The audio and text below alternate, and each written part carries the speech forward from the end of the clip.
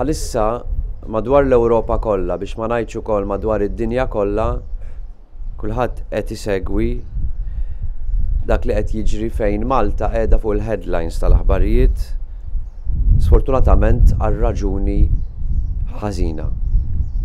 Ir-reazzjoni tiegħi hekk kif l-aħbarijiet għadhom qegħdin jiżviluppaw hija waħda ta' dispjaċir kbir illi nara lil pajjiżna fil-headlines barra minn Malta for the wrong reason.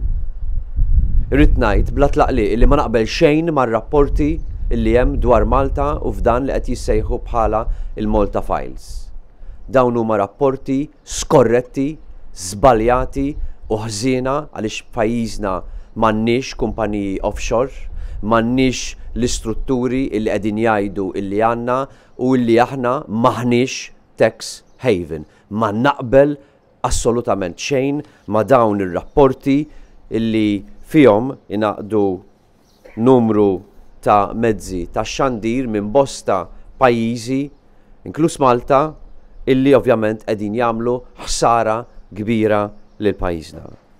Irrid intenni l-appoġġ kbir tal-Partit Nazzjonalista lis-settur tas-servizzi finanzjarji illi mill-1994 meta bdilna l-liġijiet biex noħolqu il-minjera fl-ekonomija tagħna illi għandna llum permezz ta' dan is-settur u grazzi għal professjonisti u l-ħaddiema kollha illi jaħdmu f'dan is-settur